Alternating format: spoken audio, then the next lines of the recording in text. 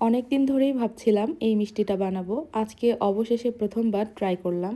ভুলও হয়েছে, আবার ভুল থেকে শেখাও হয়েছে। সবকিছুই আজ আপনাদের সাথে শেয়ার করব। তো আসসালামু আলাইকুম এভরিওয়ান। প্রথমবার এই ল্যাংচা বানাতে গিয়ে আমি কিচেনে কি গোলমাল করেছি নাকি মাস্টারপিস বানিয়েছি, তো সেটাই দেখাবো আজকের এই ভিডিওতে। তো চলুন শুরু করা যাক।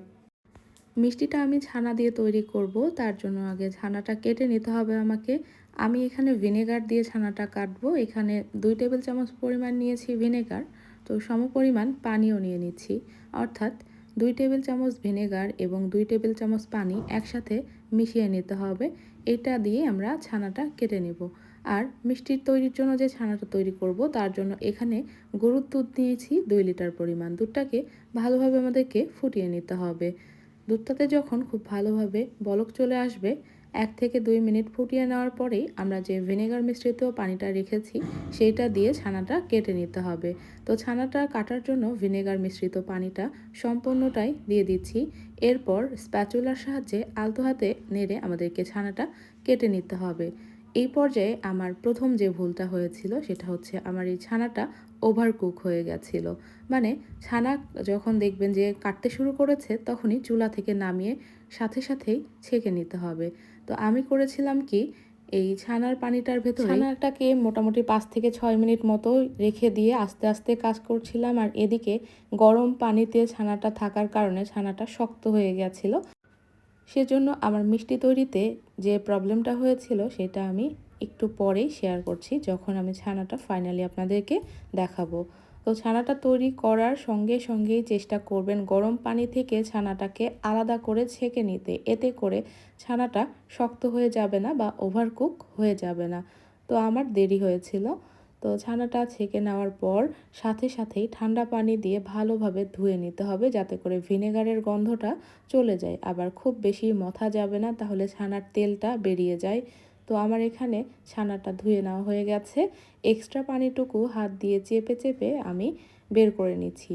আর যেহেতু আমি এখানে নেট কাপড় ব্যবহার করছি, তাই ছানার পানিটা খুব সহজেই স্ট্রেন হয়ে যাচ্ছে। আর ছানাটাকে একটুখানি ঝুলিয়ে রাখবো এক্সট্রা পানিটা ঝরে যাওয়া পর্যন্ত। এদিকে মিষ্টি তৈরি করার জন্য শিরা তৈরি করে নিচ্ছি। 2 কাপ পরিমাণ দিয়ে দিলাম চিনি, সম পরিমাণ দিয়ে দিচ্ছি পানি। অর্থাৎ চিনি 2 কাপ, তার সাথে পানিও দিয়ে দিলাম 2 কাপ। এখন ফ্লেভারের জন্য দিয়ে দিচ্ছি 4 থেকে 5টা সাদা এলাচ। এখন সব কিছু ভালোভাবে নেড়ে মিশিয়ে নিতে হবে। এখানে শিরাটাকে জাল করে ঘন করে নেওয়ার প্রয়োজন নেই। যখন দেখবেন যে চিনিটা গলে গেছে তখনই চুলাটা অফ করে দিতে হবে। দেখুন এখানে চিনিটা কিন্তু গলে গেছে, আমি আর ফুটিয়ে নেব না। এটাকে এখনই চুলা থেকে নামিয়ে ফেলবো, কেননা এই শিরাটাকে ঘন করা যাবে না। ঘন করলে মিষ্টির ভেতরে একটুও শিরাটা ঢুকবে না। তো শিরাটা একপাশে রেখে দিলাম। আর ছানাটাও আমি বের করে নিয়ে আসলাম। পানিটা সম্পূর্ণটুকুই ঝরে গেছে। তো ছানাটা এখন আমি ভেঙে দেখাচ্ছি। তো আসলে এই ল্যাংচা মিষ্টি তৈরি করার জন্য যে ছানাটার প্রয়োজন সেটা হলো ক্রিমি টাইপের যে ছানাটা হয় সেইটা। কিন্তু আমার এখানে একদমই খসখসে টাইপের ছানা তৈরি হয়ে গেছে, যার ফলে আমার ল্যাংচা মিষ্টির উপরের স্কিনটা একেবারেই খড়খড়ে টাইপের হয়েছিল, শক্ত টাইপের হয়েছিল। তবে মিষ্টির ভেতরের আউটকাম মাশাল্লাহ অনেক ভালো এসেছিল, যার জন্য আমি খুবই স্যাটিসফাইড। মিষ্টির ভেতরটা কোনো রকম গোটা বা শক্ত কোনো কিছুই হয়নি, খুব সুন্দর রসালো হয়েছিল। জাস্ট উপরের অংশটাতে ক্র্যাক হয়েছিল। তো ছানাটাকে হাত দিয়ে মথে নেওয়া হয়ে গেছে কিছুক্ষণ। এরপরে বাইন্ডিংয়ের জন্য দিয়ে দিচ্ছি 3 টেবিল চামচ পরিমাণ ময়দা। এর সাথে দিয়ে দিব 3 টেবিল চামচ পরিমাণ গুঁড়ো দুধ, বা আপনারা চাইলে 3 টেবিল চামচ পরিমাণ মাওয়া দিয়ে নিতে পারেন এই পর্যায়ে। যেহেতু মাওয়া নেই সেজন্য আমি গুঁড়ো দুধ দিয়েই ইনস্ট্যান্ট মাওয়াটা তৈরি করে নিচ্ছি। 3 টেবিল চামচ গুঁড়ো দুধের সাথে মোটামুটি 1 টেবিল চামচ পরিমাণ ঘি দিয়ে দিব। ঘি দিয়ে গুঁড়ো দুধটা মিশিয়ে নিলেই ইনস্ট্যান্ট হোমমেড মাওয়া কিন্তু তৈরি হয়ে যায়। তো ঘিটা দিয়ে গুঁড়ো দুধটা আমি খুব ভালো মতো মিশিয়ে নিচ্ছি। এরপরে ছানার সাথে সব কিছু উপকরণ হাতের তালু দিয়ে মথে নিয়ে স্মুথ একটা মিষ্টির ডো আমাদেরকে তৈরি করে নিতে হবে। খুব বেশিক্ষণ ধরে আবার মথা যাবে না, তাহলে ছানার যে তেলটা আছে সেটা বেরিয়ে যাবে। তো আমি এভাবে হাতের তালু দিয়ে ঘষে ঘষে এই ছানাটাকে স্মুথভাবে মিশিয়ে নিচ্ছি। ওই যে আমার ছানাটা আগে থেকেই ড্রাই ছিল, সেজন্য যতই মথে নেই না কেন তারপরেও যেন এর ভেতরে একটু গোটা গোটা রয়ে গেছিলো। তো একটা কথা বলবো, সেটা হচ্ছে যারা এক্সপার্ট আপু আছেন মিষ্টি তৈরির জন্য, আমার আসলে আর কোথায় কোথায় ভুল হয়েছিল প্লিজ একটু জানাবেন। আমার এটুকু নলেজ থেকে যেটুকু আমার মানে বুঝেছি সেটুকু ভুল আমি আপনাদের সাথে শেয়ার করলাম। তো আমি এই পর্যায়ে 1 চিমটি মতো খাওয়ার সোডা দিয়ে নিচ্ছি, তার সাথে একটুখানি পানি দিলাম, পানি দিয়ে সোডাটা একটু মিশিয়ে নিয়ে আবারও ছানাটা মথে নিতে হবে যতক্ষণ না প্লেট থেকে ছানাটা সুন্দরভাবে উঠে আসছে। তো ছানাটা প্লেট থেকে উঠে এসেছে। এখন আমি এখান থেকে যে কয়টা দরকার মিষ্টি তৈরি করে নিব। তো আমার এই 200 গ্রাম ছানা হয়েছিল, এখান থেকে 200 গ্রাম ছানা থেকে 9 পিস ল্যাংচা মিষ্টি হয়েছিল। তো আবারও বলছি, যারা মিষ্টি তৈরিতে এক্সপার্ট আপু আছেন, যদি এই ভিডিওটা দেখে থাকেন তাহলে আপনাদেরকে বলছি প্লিজ জানাবেন আমার আর কোথায় কোথায় ভুল হয়েছিল, বা আমি যে ভুলগুলো ধরতে পেরেছি আদৌ কি সেগুলো ঠিক কিনা একটু জানাবেন। কারণ আমি মিষ্টি তৈরিতে এক্সপার্ট না, একদমই আনাড়ি।